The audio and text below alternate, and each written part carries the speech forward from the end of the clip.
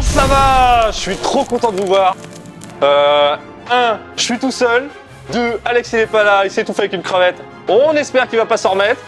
Et 3, je vais faire n'importe quoi. Je fais ce que je veux, mais alors vraiment tout ce que je veux. Mais au fait, vous vous souvenez? Le zouk. Vous vous foutiez bien de moi, hein? Eh ben ici c'était matin, midi et soir. La fête du slip. Je vous l'ai dit les gars.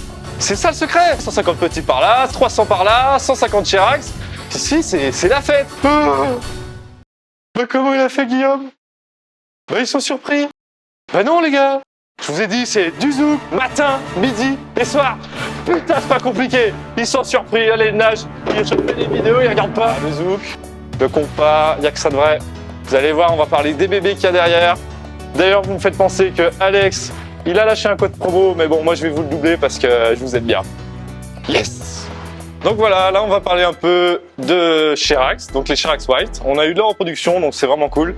Vous allez voir, on a eu 150 petits, 151 petits, donc on est très fiers. Et je vais vous en parler un petit peu pour savoir comment on fait un peu pour avoir de la reproduction. En fait, c'est tout simple. Ça peut paraître con, mais il faut un mâle et une femelle et généralement, au bout d'un moment, ça marche, quoi. Donc, une fois que vous avez les œufs, vous séparez la femelle dans un bac tout seul, elle va pas manger, donc ne l'alimentez pas. Ensuite, une fois que vous avez votre petite éclosion, donc faites vite gaffe, hein, ça pousse très très vite. Il faut absolument les séparer. Nous, on en a eu 150, on les a laissés 2 semaines ensemble. Après, on les a séparés parce que sinon, ça allait être le why, ils allaient se manger entre eux, ça allait être n'importe quoi. Donc là, ils sont encore tout petits, ils font bientôt 1 cm. Ils ont juste 3 semaines. Et ouais, ils ont 3 semaines, ils font déjà 1 cm. Ce qu'il faut faire, c'est les mettre dans de l'eau du robinet. Hein. Bien sûr, vous la laissez dégazer bien avant, hein, au moins 24 heures. Ensuite, voilà, donc du coup, c'est de l'eau un peu d'hétéropoda, on dira. Tout ce qui est pour la maintenance, c'est simple. Alors, sachez que là, elles sont petites, c'est mignon. On en a 30 par bac. Mais d'ici quelques semaines, on va devoir les séparer encore et encore. Parce que, ouais, elles sont très territoriales et du coup, on va avoir des petits soucis de cannibalisme. Et donc voilà, c'est peu exigeant, ça convient pour les débutants, ça convient en fait pour tout le monde parce que en vrai elles sont vraiment chouettes. On en a des bleus, des rouges. Non, on n'a pas de rouge, des oranges et des whites.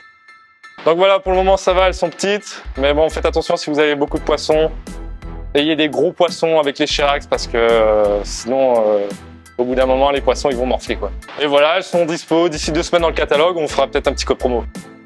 Le zouk ça marche exceptionnellement bien sur les bébés Red Cherry. Donc vous allez voir là on a un bac full Red Cherry, on a à peu près 200 Red Cherry rien que sur ce bac là.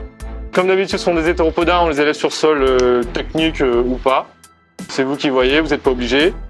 Pour la reproduction, ça met moins de temps que les cantos, hein. Donc ici on est plutôt sur 2 semaines, 2 semaines et demie, on a l'éclosion.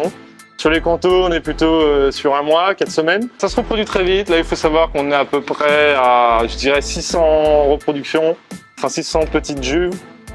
C'est vraiment pas mal. C'est long à faire, mais on y arrive doucement.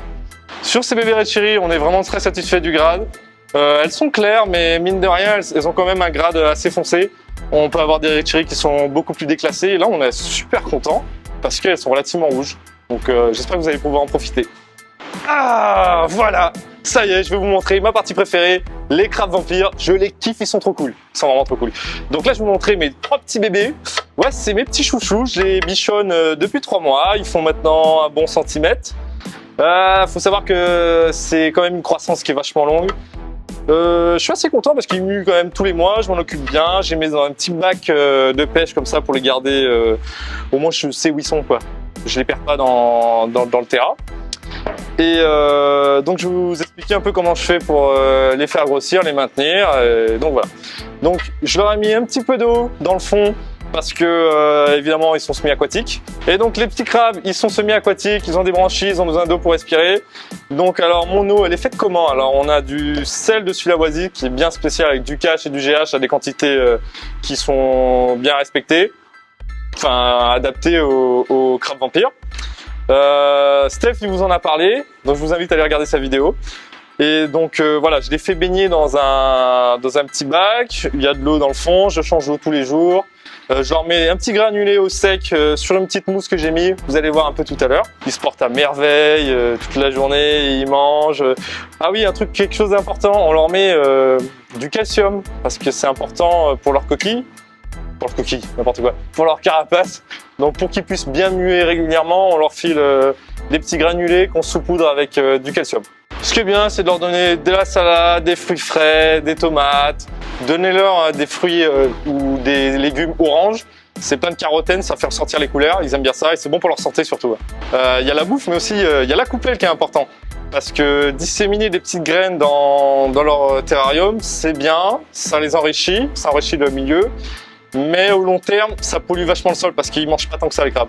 Donc moi je vous préconise de mettre le repas dans un coin du terrarium, dans une petite coupelle que vous allez nettoyer tous les jours, évidemment. Il faut nettoyer tous les jours parce qu'il y a des champignons qui arrivent très vite dessus et c'est pas bon, c'est vraiment pas bon. Oh, ils ont peur que j'oublie le code promo. Mais non, vous inquiétez pas, le code promo il est là. Moins 70% sur les Galaxy Fishbone Red et les Galaxy Fishbone Black.